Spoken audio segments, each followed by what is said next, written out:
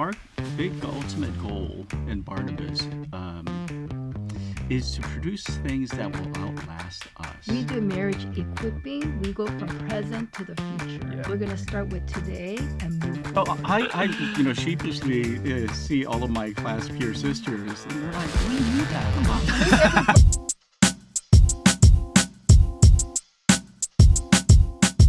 All right, welcome to the unofficial Acts2 Network podcast. I don't know how long we're going to be saying that because at some point it's just got to be the Acts2 Network podcast. So I don't know. But we are launching Lifelong Kingdom Workers from every college town. My name is Steven. I'm Isaiah. And today we are with Pastor Jonathan and Susanna. Thank you guys so much Thanks for being coming with us. on. Yeah. And man, we're excited to have you guys because we want to talk about Barnabas ministry. But before we get into that, why don't you guys just introduce yourselves right now? What's like your role in our network? When did you graduate? Which school? All that. Let's just start with that. Yeah. Okay. I graduated class of 89 from Wow. Cal, and so I was a chemistry major in the College of Chemistry, a real nerd. And that was in the ancient days. And Pastor Ed, your dad, was my senior class director and leader. Wow. And, Before he had any kids. Before you. Before Before we you. were born. I was the troublemaker for him. Were you really? Were you like? I was. Really? Yeah. In what They, sense? they prayed for me so much. That was the impetus for the first senior class retreat. Really? Yeah. Well, one of. One of. Yeah, one of. it. Yeah. Yeah. What do you mean one of? I was the troublemaker. I know, but Yeah. you weren't the only reason. Yeah. Your But class was the Yeah. reason. Our class. We were the Yeah. very first class retreat. Wow. Oh, Very yeah. cool. What sort of trouble? Like what? That would be for another Vandalism. episode. Okay. Oh, okay. I was like vandalism. He was blacklisted by all the sisters.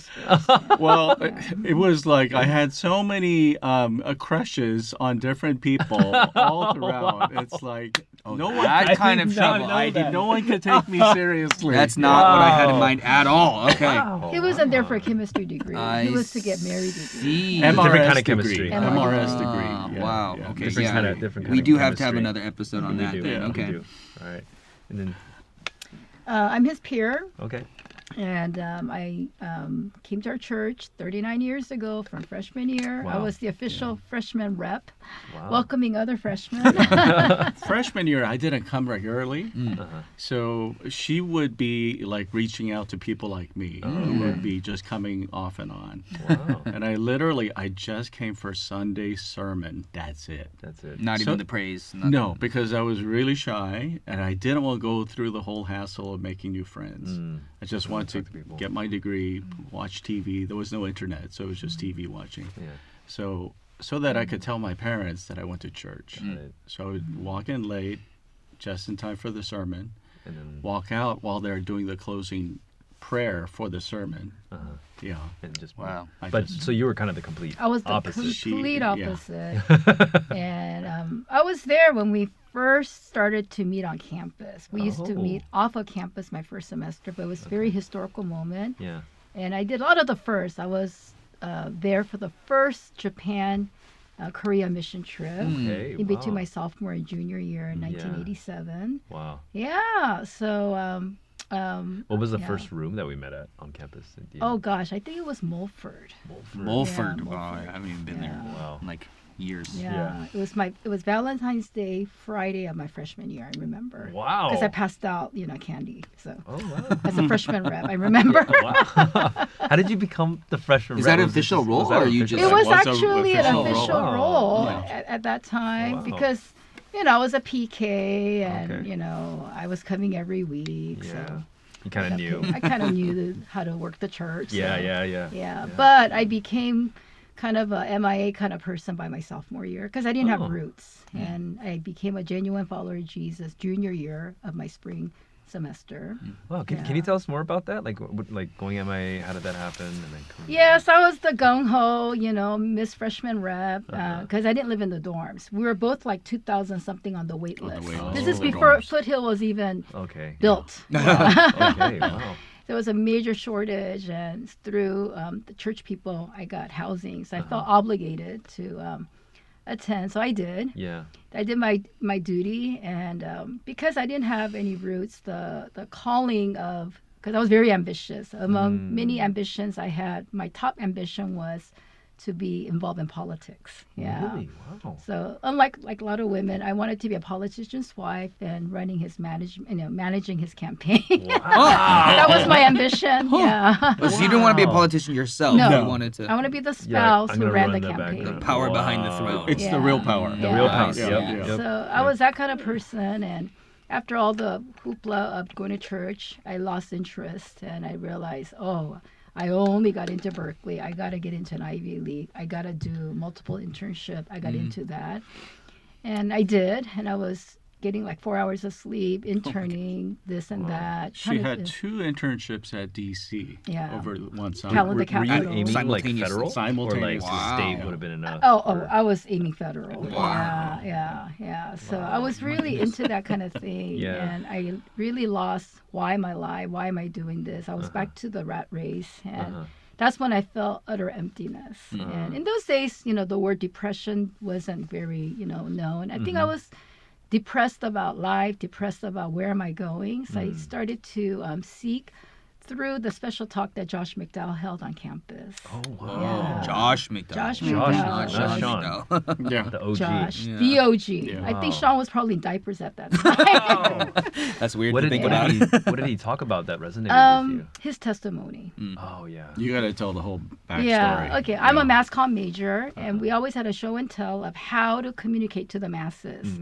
And for 3 weeks on the chalkboard, it says, "Who is Josh?" That was the first week, and I'm On many of the classrooms. out every in town. classroom I went to, it says, On the corner of the "Who's chalkboard Josh?" as you're So I will walking ask, in. "Who's Josh?" And they're like, "I don't know." And second week was, "Josh is coming." I go, "Who is Josh?" Nobody knew. That's- Third week, Uh-huh. "Josh is here." I go, "Who is Josh?" And nobody knew.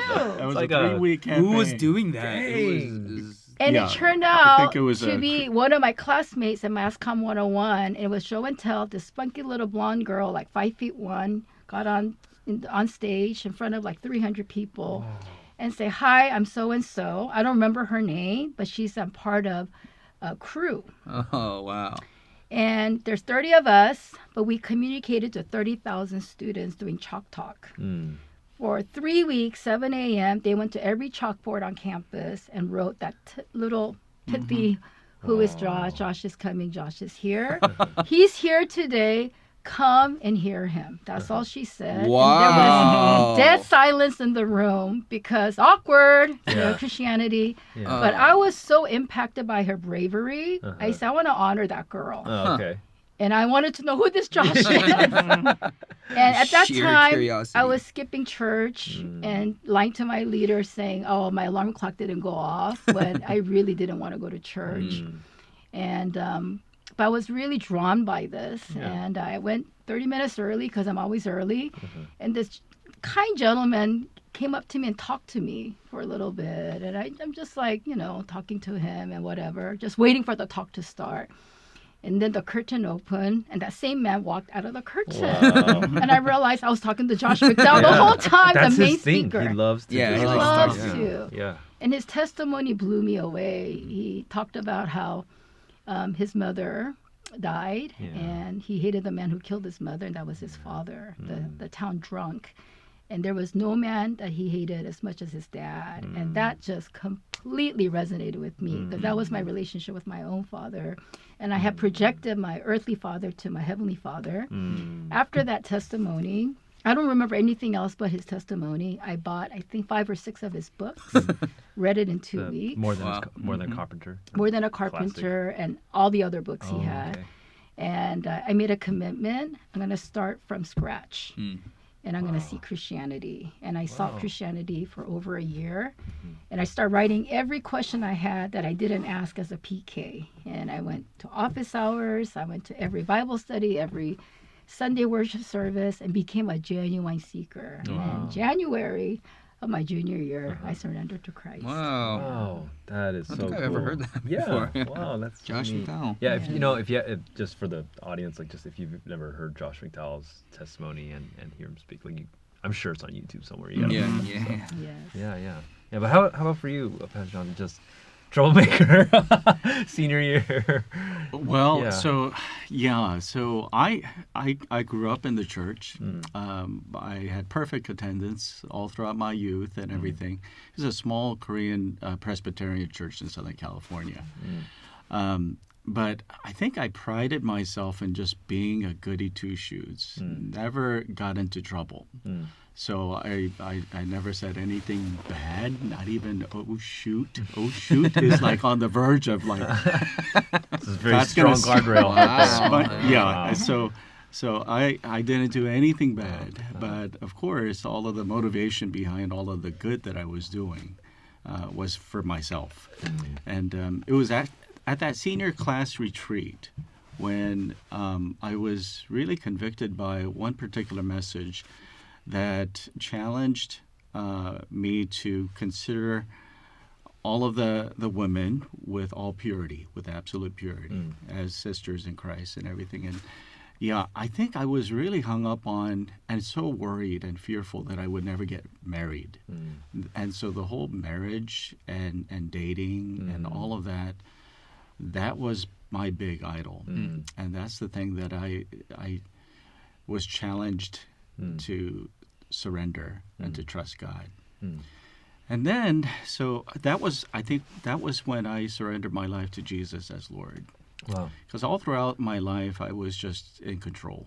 And I was doing my own thing to project an image of myself that would be presentable for someone to say yes to, right? And then, believe it or not, after the retreat, Pastor Ed, he said, hey, why don't you share what God did through the retreat? With like everyone? With the church, the rest of the church. Wow. Like give a testimony. Like on Sunday. On Sunday. Wow. And he knew what I was really convicted of. And then so for me, I'm like, okay, so if I tell the whole church that I was so like obsessed with getting married, okay, then I am totally going to be single for life, right? Yeah. So, but I did. I gave that testimony. Remember that testimony? But we all knew. And then so later on, so I sheepishly see all of my class peer sisters, and they're like, "We knew that about you." We blacklisted you. And so I was the only one who didn't know. Wow. And so, that was my turning point. And so, Wow. Never heard of a testimony. Senior first year, 75. so a little kind of, Sure. just showing you how cocky I was. So I thought that I could graduate in 3.5, and I was on track. And this is even without any AP courses. Wow. I took my fall semester of senior year, I took a couple of graduate level courses in the sciences. And I thought that I could just somehow pass them without even going to class. And one of the professors says, no, you failed my class. And so after I got the grade report, I'm like, no, you can't fail me because I'm ready to finish. I'm done. He said, you're not done. You have to come back for spring. Because I didn't have enough units. Oh, gosh. Yeah. And so that's why I was able to come to the winter retreat. Oh, wow. Yeah. Wow. So thank God for that fail. Oh my gosh, that professor Seriously. did you a favor. He Yeah, did me he a did. favor. He did. Yeah. God, he is And that very big fat F is still on my transcript. Well, I mean, even with that, I mean, you, I've heard your story over the years and everything. I mean, at some point you were going to go to Harvard, right? And For a postdoc. for postdoc. Which is much easier than getting into Harvard for undergrad. or You can get an grad. F but still Yeah. have a postdoc. Okay. Yeah. Could you tell us a little bit of that story too? Because I think, sometimes, especially with our pastors, you grew up on Pastor Island, fell off a pastor tree and everything, but there's more than that, right? Like you didn't become a pastor till much later. And so, and the Harvard thing is very much part of that. So if you could tell us that story. That'd be... Sure. So I went to chemistry for a PhD because my parents had raised me up with doctor in front of my name. My grandpa was a medical doctor. Oh. and he would send me birthday cards addressed Dr. June Lee. Oh my gosh. When I was a kid. Wow. That's I'm gonna the try that with pressure. my son. I'm like NBA All-Star. You know. Just speaking it into existence. Yeah, and then so freshman year I was pre-med at Cal. Yeah. I went through all of the volunteering at SF General and everything like that. But sophomore year I really messed up on my grades. Organic chemistry, really not for me. Wow. And so I It has had been to the think bane of many. oh yeah. college students, So yeah. I had to think of some backup, and I had to find some way to convince my parents that I'll be okay. So I said, okay, in lieu of MD doctor, how about a PhD doctor? And they said, sure, fine. So I went for a PhD in chemistry. Yeah. And then as I was there at Davis, so this is way before our Davis church. So me and Timothy was a master's student there in engineering. So we would come down to still be a part of college ministry here. And then I thought that, hey, maybe if I could become a professor, then that would be a really good opportunity to dovetail my career along with college ministry and to have an office on campus. I mean, that's great. Yeah. And so I pursued that, and one step in that was to get a postdoc. Thankfully, my research project at UC Davis was I got really lucky. So it was buckyballs. Yeah. And it just got on the map in the college, in the chemistry departments. So we were about to give up on this project because there was no results for 3 months. And then the last week before the professor said, let's pull the plug, we found some crystals. Oh. And then that turned everything around, where we're now ahead of the curve. Wow. And so we published a whole bunch of articles. And then so with that, my professor, he said, I think you could go to my professor's group, which he graduated from Harvard. Wow. And so he said, I'll make some phone calls, and I'm sure you're going to get a postdoc position. Wow. And sure enough, I mean, he got me that postdoc position. Yeah. So Were you guys already married? Married. At that? You guys Married. we with were a married, child. yeah. And then I get a phone call. I signed the paper and everything, and then that professor said, "Well, I just made the announcement to my lab group that I'm entertaining an offer from UC Santa Barbara." And this is when he's old and his wife has arthritis and the cold winters Yeah. are hard. And he Yeah. said, they made an offer that I cannot refuse, so I'm entertaining it. So I need to let you know because you signed the contract for this coming fall. So I'm like, what is there in Santa Barbara? I don't want to go to Santa Barbara. And so I said, let me think about it. And then I told him I need to decline. Okay. He says, you know what you're doing? I said, I think I know what I'm doing. And it was at that time that we were ministering to Jay and Kathy's class. Kathy's Wow. class at Berkeley. Yeah. And that was a challenging class, but we somehow really bonded with them. And we wanted to continue to minister to them. And so that was one of the motivating factors Wow. that we were seriously considering just staying just for that. But when he phoned me about the Santa Barbara option, that just sealed it. Wow. So long story short, it turns out that he just used that as leverage to get more power at Harvard. He's still at Harvard. He's still after at all Harvard? these years. Oh, wow. Yeah. What? How old is he now? Oh, my gosh. Oh, he's emeritus. Oh, okay. Wow. Some politicking. No, yeah. Oh, yeah. So, yeah. Yeah. Wow. Well, we got to stay and continue to minister. That was a class when Kristen was born into that class, and so it was a lot of fun. Wow. Yeah. So you were at Davis for a while. We were at Davis for 13 years. 13 years. Yeah. Yeah, maybe tell us all the cities and Yeah, after that. ministries you've been in since then. You guys have been around the block a little bit. So Yeah. we were at Berkeley. I was the first director of Impact. Oh yeah. I was the That's right. pioneering team that started all that in 1997. We were at Davis from January 1998 till June of 2011. So we have this, and then we went to back to Back to Berkeley Berkeley. for a different role for 2 years. Then we went to Austin in 2013 till 2016, and we had to come back after my first cancer to recover. And then we stayed, and we went back. We ricocheted back to boomerang back to Austin end of December 2017, and then we ended up doing Austin and Minneapolis every other weekend. Yeah. We'll fly out. And then when 2021 came, we did Midwest and Austin. And then we came back because of my latest illness. Yeah. So we have this saying, whenever we get a building and get it all ready, we have to move. Oh man. So we got the 607 all ready, and then we moved 6 months after. Wow. Wow. And then for Austin, we got that beautiful real building all settled, and then we had to move again. Oh, gosh. Man.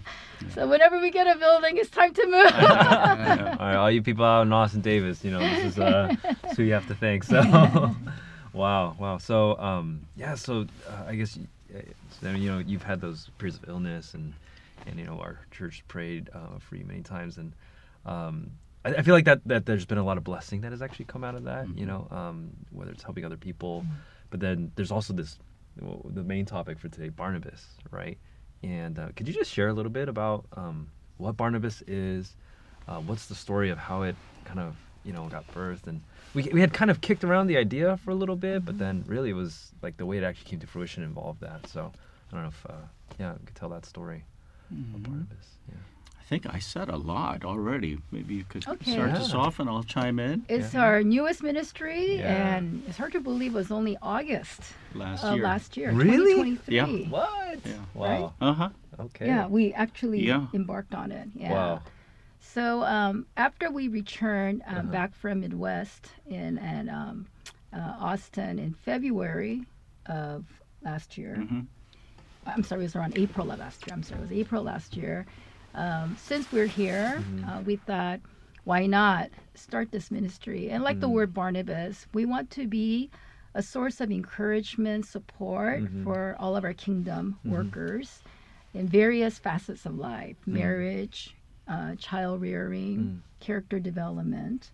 And we had our first inaugural team, and it was really a sweet time where we got certified through Prepare Enrich on marriage equipping tools. Yeah. And we are the recipient, Pastor Jonathan and me, of decades of marriage support and counseling from Pastor Ed and Kelly.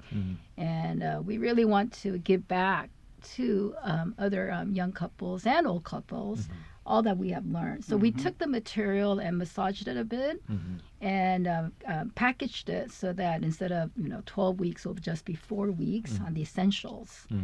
And we started with that, and then we start adding more things. For example, when we did a presentation on raising children from primary grade all the way to teens, one thing that the Maven group talked about, the video that we used a lot to train our people, was you need to converse with your kids. By the time they turn 12 or enter middle school, you need to reason with them. So something triggered in us. Oh man, we gotta make sure our people are equipped to converse with your children. You just can't assume that. So that's when Convo with Kids got embarked. Oh, okay. So it was really out of needs that was in front of us that we started developing. And some of them were from like already existing material that we repackaged. And then there were some materials that we had to do a lot of reading. So for one workshop to be beta tested, it's a minimal of about 30 hours of development. Wow. Minimal. Wow. And then we do the beta testing, and then we do iteration. So like the marriage equipping is on its 5th iteration. Wow. And now we're writing out the level 2. Got it. And we have everything from habit formation all the way to getting things done, household habits where the instructor, Michelle Yang, gets on Zoom and you clean the house with her. Wow. And we get a lot of thank yous from the husband. My refrigerator has never looked this great. Wow. And it could be as individual work as wellness for sisters, wellness for brothers, all the way to anxiety support group, where we teach tips and tools. So my husband started one for brothers. With Chris Lee, and we have done that. And most of our workshops are via Zoom, but we've done 2 Barnabas on the road. Oh. Went to Merced, and that was really fun. We taught to students and international grad students and their staff on campus. And then we also went to SoCal, and we had about 120 postgrads. And then we taught like 6 different courses. Wow. That was really fun. Yeah. What are some of the bright spots that you've been seeing coming out of this? Like any stories you can share? I mean, obviously keep it anonymous, but how's it? So one aspect, I'm glad you asked that, because I was thinking as I'm hearing Susanna, yes, we're meeting the needs of the kingdom workers across our network, but also we're opening up new avenues of ministry for the older ones who's in Barnabas. I think that's the other side of this ministry, because there are older ones like us. We've had our limitations due to health and our season of life or whatever is going on, but we could still minister to people. We could still help people, and we could still not just encourage them with prayers, but also in some concrete way where we're dispensing a little bit of the wisdom that we learned the hard way. And so I think when we see some of our Barnabas team members really feel like, wow, God is still able to use me to expand His kingdom, and this is another path of ministry that I could be fruitful in, perhaps even for the rest of my life. Because we're all going to get old. You're going to get old. Okay, you're going to get a titanium plate in your neck these days with screws holding it. But I guess in a way, we're just so thankful that we get to see old people actually turn right around and serve in these different capacities. Yeah, that's awesome, because I think one of the questions people might ask when they're thinking about Barnabas is like, I mean, it all sounds like really good stuff, but like, why a church? Why is a church doing this, right? And I think part of the answer is, well, it comes down to, we believe every person's a minister, and every person needs ministry. And you might be old, but there's still so much value you can bring, and so much wisdom. And how do we actually find a way to create that avenue, create that context, and really add value to everyone else? And I think it's a really amazing thing. And on the flip side, any like challenges or things that have been tough as you start this new ministry up? So what I just mentioned is the challenge. Okay. because like for me, I have my health challenges too, my hearing and everything. And so our Barnabas team is sometimes, about like 1/3 of the team is out for any given time. Oh, man. And it's because we're going through that season, whether it be our own or our family members, and so that's been a challenge. But we just roll with it, and someone is better than no one when it comes to a team meeting and who could do what, and so we're also. One of the challenges that we met with this Barnabas on the road is that while it was great to connect with people across the network over Zoom, there's something about in-person ministry.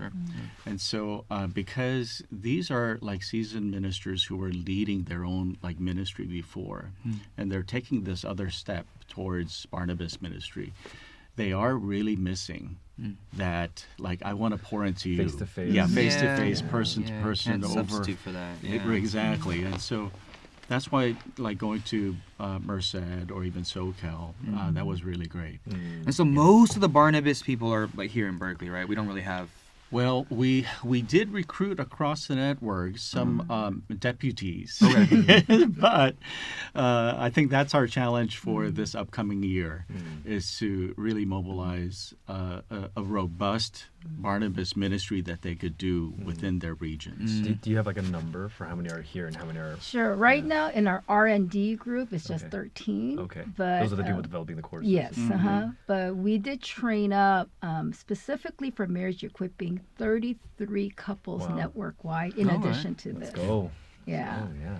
But they're very busy. A lot of demand. A lot of young They're couples. all in frontline ministries. And Wait they're list doing is stuff long. here. I see. Yeah, so even though they were trained, we spent 8 hours per cohort. We have 4 cohorts, and we spent 8 hours per cohort, but they're very busy. Do these people have like certifications, professional, or is it just more like this is not meant to substitute professional? Like what sort of, That's a good point. We don't do marriage counseling. Okay. Marriage counseling looks in the past to figure out the root issues. Okay. We do marriage equipping. We go from present to the future. Yeah. So we don't, decipher or discern what happened in the past. We're going to start with today and move forward. Give you tools. With tools and tips. Got it. Yeah. And practices that has worked. So for many hopefully of you us. don't need as much counseling. Yeah. Exactly. So it's Yeah. more Avoid some of that. preventive. Yeah. Okay. And as Stephen was asking, what are some highlights or bright spots? I really believe that the mission or the purpose of Barnabas exists so that we may support kingdom workers to stay in ministry. Yeah. And let me just share how even Psalm 103, Hour of Praise, was Thanksgiving. It's called Psalm 103, Hour of Gratitude, led by Lauren. And it just started with a DT sharing on Psalm 103.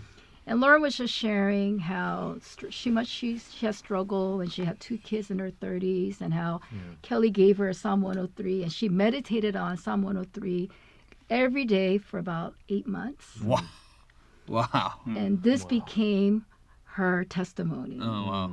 And that day I commissioned her, you're going to write your curriculum this week. And she did. Wow. And that started. Wow. And it's been really fun because sometimes a group of peer sisters join together Okay. and they take the class. Very cool. And they're learning that regardless of what circumstance you're in, you can still give thanks to the Lord. And it really gives the proper posture of a minister. Yeah. So a lot of our, and then another bright spot is Lauren and Naomi Lee developed a support group for first-year moms, first-time mothers. And this one sister described it as weekly getting a warm blanket and being wrapped around, being supported by 2 older moms and other moms, and so that they could sustain the ministry. That's cool. Man, that's so awesome because, you hear about like really heroic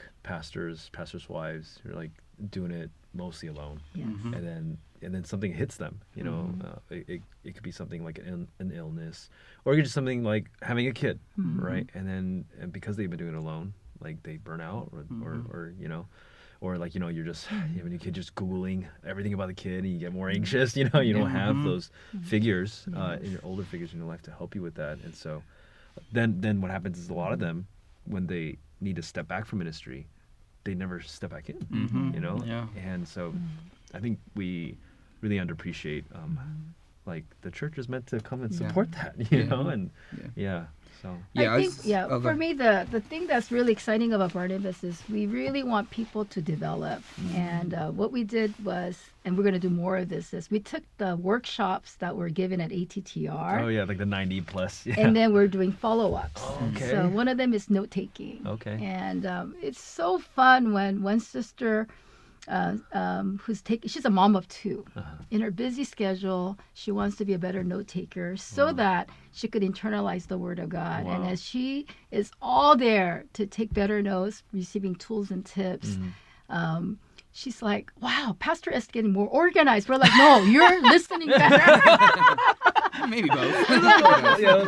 Yeah, so you see personal development even among busy moms who have that desire to grow. So that's been really exciting for me. And that was developed by Emily, Jonathan Wang, and Irju. Yeah, That's wow. neat. As you were talking about Lauren meditating on Psalm 103 for 8 months, I was just thinking like, wow, that's the reason we need Barnabas. Because I mean, how many first years have meditated on any passage of Bible for 8 months?